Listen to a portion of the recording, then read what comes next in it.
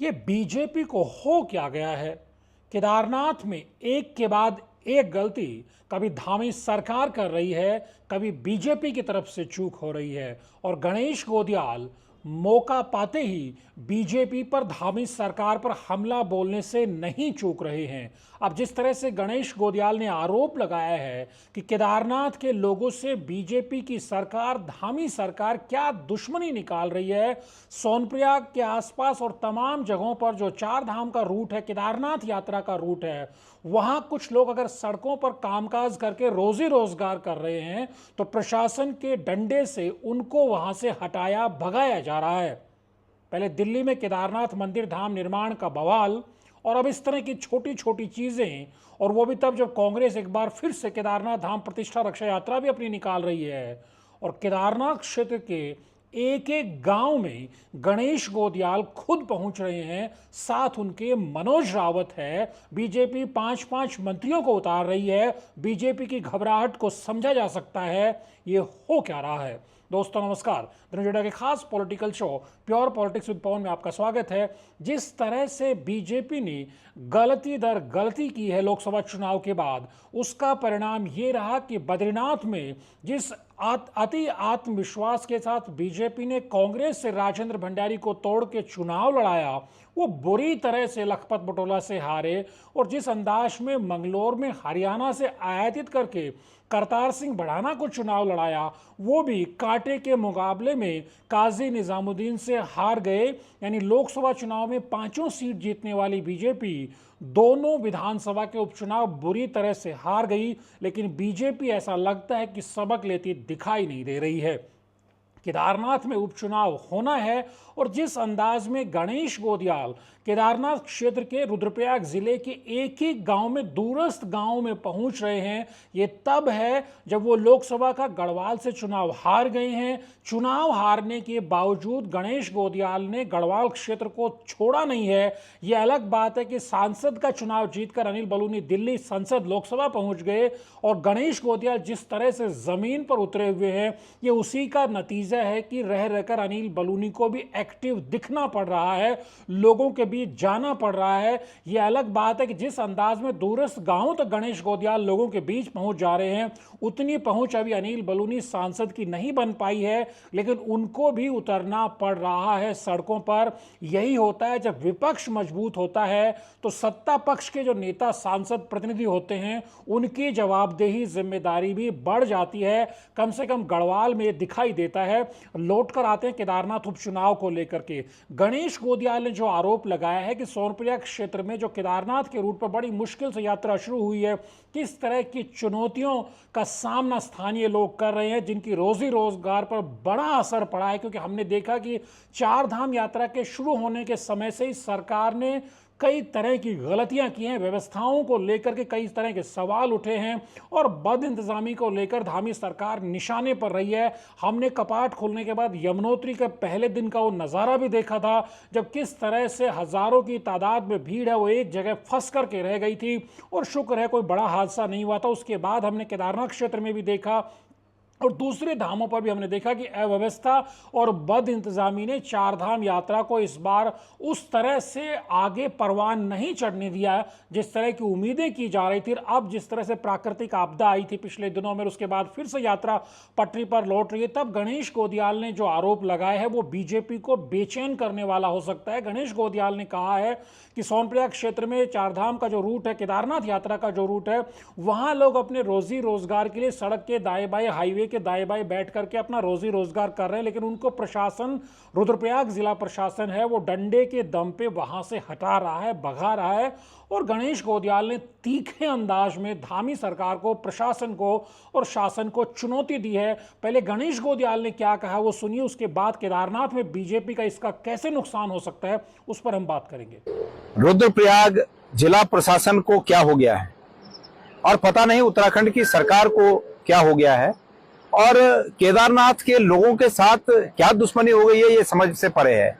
आज बड़े तामझाम के साथ पुलिस प्रोटेक्शन साथ में लेते हुए जेसीबी के साथ प्रशासन ने आज सोनप्रयाग में, जहां पर कि पिछली बार जब आपदा आई थी तो लोगों ने तमाम वहां पर भंडारे लगाए थे, आज फिर कुछ लोग वहां पर इसी प्रकार के कार्य कर रहे थे और उसके आसपास जो लोग छोटे छोटे ढाबे चलाकर या रेडी लगाकर अपना जीवन यापन करते हैं, इंतजार करते हैं साल भर से कि भाई यात्रा चलेगी और हमारा कुछ रोजगार चलेगा, हमारा जीवन यापन होगा, आज शासन ने पूरे दल बल के साथ वहां पहुंचकर उन लोगों को तहस नहस कर दिया, पूरी तोड़फोड़ कर दी। मैं शासन और प्रशासन को चेतावनी देना चाहता हूं कि हम उत्तराखंड के नागरिक हैं और इस उत्तराखंड में प्रत्येक जगह पर किसी को बाधा पहुंचाए बिना, किसी यातायात को बाधक बने बिना अगर हम रोजगार कर रहे हैं तो ये हमारा हक है। हम उन भाइयों के साथ खड़े हैं, उनके संघर्ष में खड़े हैं। मैं जिला प्रशासन को आगाह करना चाहता हूं, चेतावनी देना चाहता हूं कि वो इस प्रकार से हमें बर्बाद करने पर ना आए। मैं माननीय मुख्यमंत्री धामी जी से निवेदन करना चाहता हूं कि यदि ये बात आपके संज्ञान में है तो ये अच्छी बात नहीं है, और यदि आपके संज्ञान में ये बात नहीं है तो मेरे माध्यम से ये बात आपके संज्ञान में पहुंचे और आप जिला प्रशासन को ये हिदायत दें कि पूरे दुनिया में जो हाईवे है, हाईवे के किनारों पर वेंडर्स बैठकर अपना रोजगार चलाते हैं। ये पूरी दुनिया का दस्तूर है, ये कोई हमारे उत्तराखंड में नई बात नहीं है। ये अगर किसी ने नहीं रहना है, पूरे यात्रा भर में किसी ने उन सड़क के किनारे नहीं रहना है तो किसके लिए हो रहा है फिर ये सब। इसलिए जिला प्रशासन सजग हो जाए, जिला प्रशासन अपनी इस करतूत से बाज आए और हमारे जो लोग सोनप्रयाग में बड़ी मुश्किल से अपना गुजारा करने के लिए सड़क के किनारे बैठकर मेहनत करते हैं, उनको अपनी उस मेहनत से वो लोग किनारे न करें। ये जिला प्रशासन को चेतावनी है और सरकार को भी ये आगाह मैं करना चाहता हूं। मनीष गोदियाल ने सीधे तौर पर धामी सरकार को कटघरे में खड़ा करने की कोशिश की है और सीधे सीधे चेतावनी दी है, आगाह किया है कि उनको इस तरह से केदारनाथ के लोगों से दुश्मनी नहीं निकालनी चाहिए। उनकी रोजी रोटी का सवाल है, थोड़ा सा सोचना विचारना चाहिए।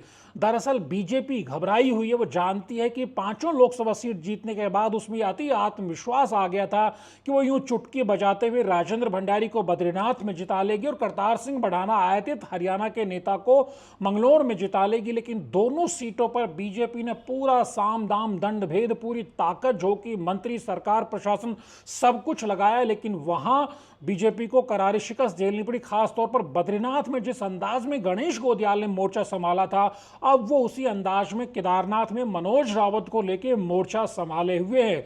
हालांकि चूंकि अभी चुनाव की तारीखों का ऐलान नहीं हुआ तो बीजेपी कांग्रेस की तरफ से कौन चुनाव लड़ेंगे, प्रत्याशियों के नामों का ऐलान भी नहीं है, लेकिन मोटा मोटी जो तस्वीर दिखाई दे रही है उस तस्वीर को अगर आप देखेंगे तो आप पाएंगे बीजेपी की तरफ से आशा नोटियाल जो महिला मोर्चा की अध्यक्ष हैं, और फिर जो शैला रानी रावत दिवंगत विधायक है, उनकी बेटी ऐश्वर्या रावत है। ये 2 बड़े चेहरे, बड़े प्रोमिनेंट बीजेपी की तरफ से नजर आते हैं। तो कांग्रेस की तरफ से अगर बात करें तो भले करण मारा प्रदेश अध्यक्ष चाहते हो कि वहां से हरक सिंह रावत या कोई दूसरा चेहरा लड़े मनोज रावत के बजाय, लेकिन जिस अंदाज में गणेश गोदियाल अपने साथ मनोज रावत को लेकर के उतरे हुए केदारनाथ में, और इन दोनों नेताओं ने एक एक गांव, चप्पा चप्पा, एक एक खेड़ा तक वो लोग पहुंच रहे हैं, ये मैसेज बहुत बड़ा है बीजेपी के लिए। और ऐसा कांग्रेस के भीतर भी माना जा रहा है कि यहां टिकट उन्हीं को मिलेगा जिनकी पैरवी गणेश गोदियाल करेंगे, और गणेश गोदियाल डंके की चोट पर मनोज रावत के साथ खड़े दिखाई दे रहे हैं। तो क्या समझा जाए कि जिस अंदाज में अब गणेश गोदियाल ने सोनप्रयाग में जो प्रशासन का डंडा चला है, उसके बाद जो बीजेपी को और धामी सरकार को कटघरे में खड़ा किया है, क्या ये बीजेपी को बेचैन करने वाला नहीं है? क्योंकि बीजेपी की बेचैनी इसी से समझी जा सकती है कि 5 मंत्रियों को जिम्मेदारी दी गई है। और खास बात यह है कि धन सिंह रावत को, जिनको गढ़वाल क्षेत्र में काफी एक्टिव किया गया था बद्रीनाथ में, उनको वहां जिम्मेदारी इस बार नहीं दी गई है। प्रेमचंद अग्रवाल को जिम्मेदारी नहीं दी गई है। बाकी जो 5 मंत्री बचे हैं उन सबको मोर्चे पर झोंका गया है। संगठन की पूरी टीम ने अभी से काम करना भी शुरू कर दिया है, और यह भी कहा जा रहा है कि मुख्यमंत्री भी जब तारीखों का ऐलान होगा तो उधर फोकस करेंगे। लेकिन बीजेपी जानती है कि केदारनाथ धाम मंदिर का जो दिल्ली में निर्माण का जो बखेड़ा खड़ा हुआ था, उसके बाद उसको खासा नुकसान है। और जो 4 धाम यात्रा बनाम जिस तरह से कुमाऊं में धार्मिक स्थलों को प्रमोट करने के जो लगातार आरोप लगा रहे हैं मुख्यमंत्री के विरोधी, वो भी स्थानीय स्तर पर लोगों के बीच महसूस किया जा सकता है। यानी बीजेपी के लिए चुनौतियां बहुत ज्यादा हैं। और कुलदीप रावत पहले से ही तीखे तेवर के साथ, पिछली बार वो निर्दलीय चुनाव लड़े थे, फिर बीजेपी में आ गए थे, उन पर भी नजर रहेगी कि क्या अगर उनको टिकट नहीं मिलता है तो क्या वो चुनाव लड़ेंगे। ये भी बीजेपी के लिए चैलेंजर। बीजेपी अगर आशा नोटियाल को उतारती है तो ऐश्वर्या रावत भी चुप बैठने वाली नहीं है। यानी बीजेपी के घर में बगावत का, भीतरघात का झगड़ा ज्यादा वहां दिखाई दे रहा है, खतरा वहां ज्यादा दिखाई दे रहा है। जो बद्रीनाथ में भी दिखाई दिया था, बीजेपी का काडर बहुत ज्यादा अंदर ही अंदर राजेंद्र भंडारी को टिकट देने से नाराज था। उसके मुकाबले कांग्रेस में बद्रीनाथ में बहुत ज्यादा सिर फुटअव्वल नहीं है। बाहर से हरक सिंह रावत वहां चुनाव लड़ना चाहते हैं, लेकिन स्थानीय प्रत्याशी के तौर पर पूर्व विधायक मनोज रावत वहां पे मजबूत दावेदारी अपनी रख रहे हैं। यानी कांग्रेस के भीतर कम से कम केदारनाथ में उस तरह की भीतरघात दिखाई नहीं देगी। और जिस अंदाज में करण मारा को अभी कांग्रेस के आलाकमान ने झटका दिया है, पिछले दिनों में जो एआईसीसी की मंजूरी के बिना जो उनकी नियुक्तियां थी उनको रद्द कर दिया गया है, ये बहुत अच्छा संकेत केदारनाथ के यात्रा जो अपनी संपन्न कर रहे हैं करण मारा, प्रदेश अध्यक्ष कांग्रेस के, उनके लिए बहुत अच्छा संकेत नहीं है। और जिस तरह से गणेश गोदियाल का कॉन्फिडेंस दिखाई दे रहा है, वो जिस आक्रामक अंदाज में बीजेपी की सरकार को घेर रहे हैं, ये बहुत कुछ बताता है कि बीजेपी केदारनाथ में बैकफुट पर है बद्रीनाथ की तर्ज पर, और गणेश गोदियाल फ्रंट फुट पर वहां बैटिंग कर रहे हैं। ऐसे में जो प्रशासन के जरिए या सरकार के जो गलत फैसले हो जा रहे हैं वो केदारनाथ में कोड में खाज का काम कर रहे हैं। कुछ हालांकि जानकार ये भी बता रहे हैं कि जो हिंदू मुस्लिम वाला जो एक तरह से राजनीतिक कार्ड अब आगे बढ़ रहा है, ये भी केदारनाथ के उपचुनाव को लेकर हो सकता है। ये अपने आप में बेहद चिंता वाला विषय है। लेकिन कुल मिलाकर के गणेश गोदियाल जिस तरह से बीजेपी को, धामी सरकार को कटघरे में खड़ा कर रहे हैं केदारनाथ को लेकर के, इससे पार्टी की जो राजनीतिक संभावनाएं हैं उनको झटका लग सकता है। इसीलिए बीजेपी को संभलना होगा। गलतियां केदारनाथ को लेकर के जिस तरह बद्रीनाथ में की गई थी, उनको अगर दोहराया जाएगा केदारनाथ में तो बीजेपी को नुकसान हो सकता है। और केदारनाथ उपचुनाव बीजेपी के लिए और खासतौर पर मुख्यमंत्री पुष्कर सिंह धामी के लिए तो करो या मरो का चुनाव है। तनुज अड्डा के वीडियोज को लाइक कीजिए, शेयर कीजिए और चैनल को सब्सक्राइब करना मत भूलिए। नमस्कार।